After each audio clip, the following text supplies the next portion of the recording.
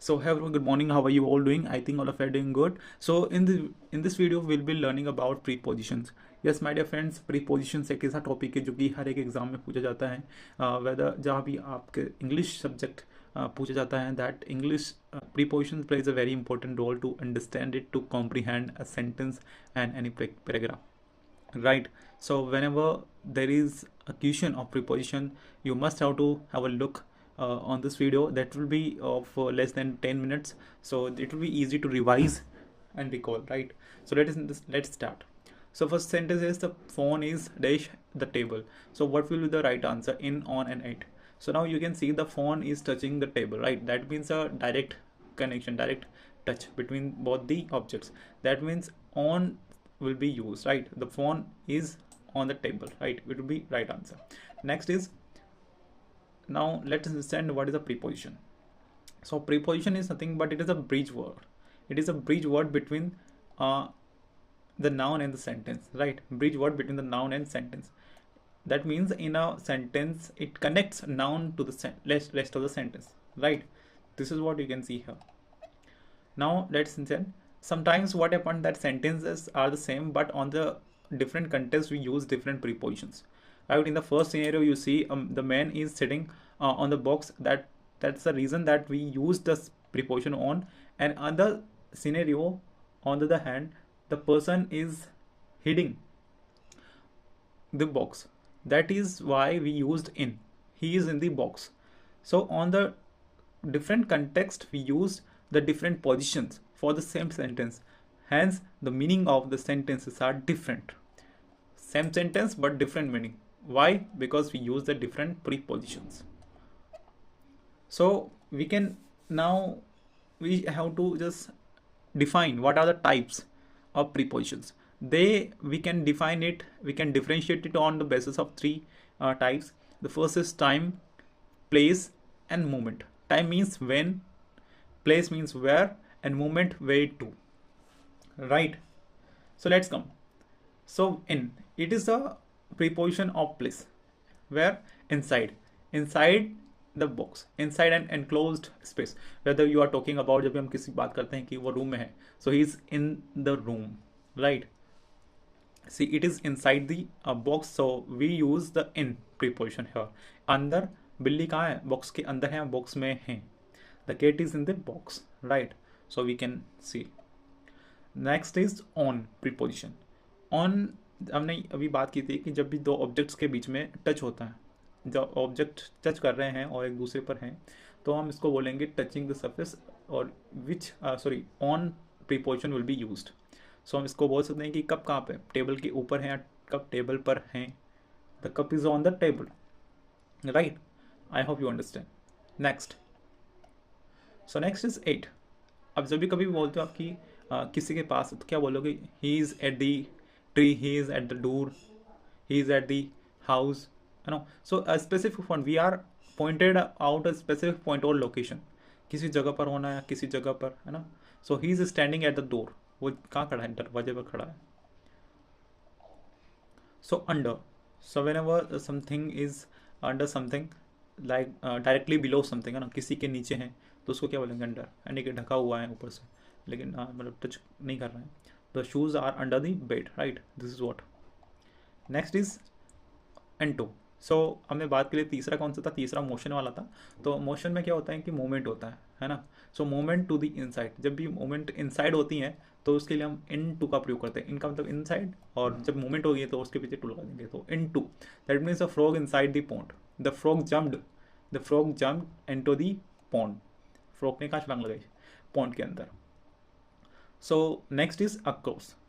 So whenever there is across, तो इसको याद रखिए क्रॉस. तो नदी को क्रॉस करने के लिए हमने ब्रिज बनाया, नदी को क्रॉस करने के लिए हमने ब्रिज बनाया, तो इसने क्रॉस कर दिया, तो उसको क्या बोलेंगे? अक्रॉस. दैट मीन्स फ्रॉम एक साइड से दूसरे साइड को, ठीक है ना? नदी के एक पार से इस पार जाने के लिए हमने ब्रिज बनाया, ठीक है? तो क्या बोलेंगे? The bridge is across the river, the bridge is across the river.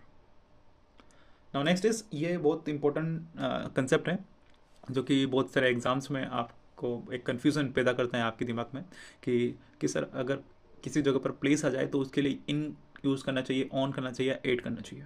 देखिए, ये it is about the play, it is about the area of the place.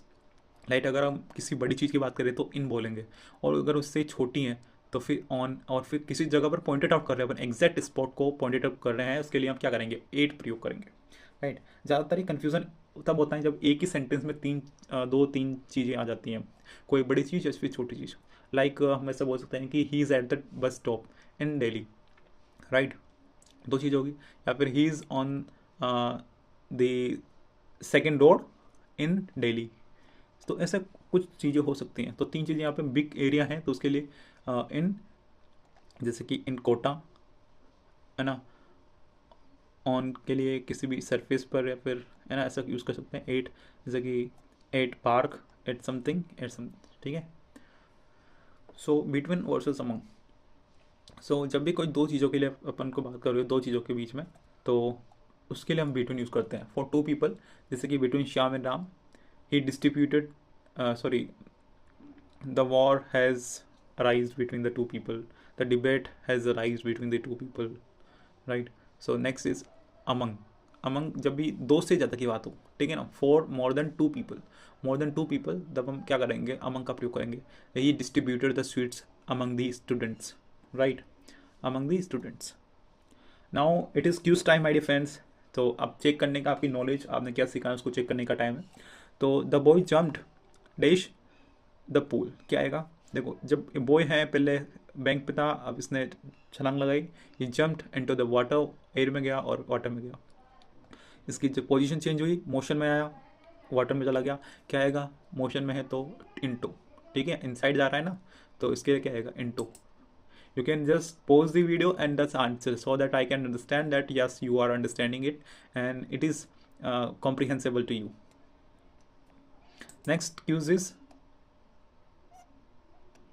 yes, this is, so just pause the video and answer it, then see what I am telling you the right answer, right? The question is distribute the sweets dash the students, तो क्या आएगा इसके बीच में, तो देखो students, यहाँ पे students means एक दो की बात नहीं, बहुत सारे की बात हो रही है। तो सबसे पहले अगर बिटवीन, बिटवीन क्या किसके लिए आता है, दो के बीच में, he distribute the sweets between the two students, no, it is wrong, ये दो के बीच में होता है। एट, एट तो किसी चीज़ के जगह के लिए यूज़ होता है ना, कहाँ पर उसको स्पेसिफिक पॉइंट को डिनोट करने के लिए।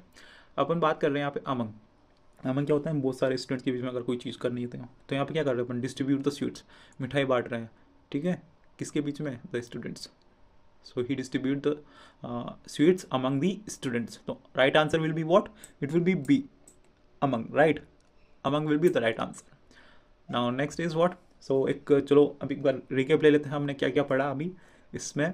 तो सबसे पहले हमने पढ़ा इन का मतलब होता है किसी चीज़ के इनसाइड होना, या फिर जो चारों ओर से इनक्लोज्ड हो, जैसे कि enclosed, inside the box, inside of a room, right, so there we use इन।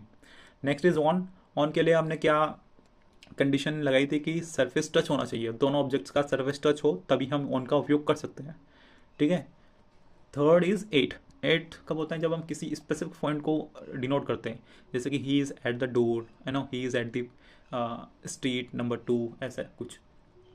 एंटो के लिए अपन ने देखा था कि मूवमेंट हो, जब भी मोशन होता है और अंदर की ओर जा रहे हैं, एक्शन और मूवमेंट होता है, तो उसके लिए इनसाइड इंटो का प्रयोग करते हैं, ठीक है। Now next is between, between किसके लिए यूज़ करते हैं, बिटवीन देखो बी दूसरे नंबर पे आता है, तो दो पीपल, दो लोगों के लिए, बिटवीन टू पीपल के लिए बिटवीन का यूज़ करते हैं। और अमंग, अमंग जब दो से ज़्यादा लोग होते हैं तो उसके लिए अमंग का प्रयोग करते हैं। सो दिस इज़ व्हाट ये रिकेप था। अब जैसे कि अब आपकी बारी है, it is your turn my dear friends. आपके लिए चैलेंज है कि आप देखिए अपने अराउंड, अपने रूम में देखिए, look around your room and right one sentence using on and under in the comments.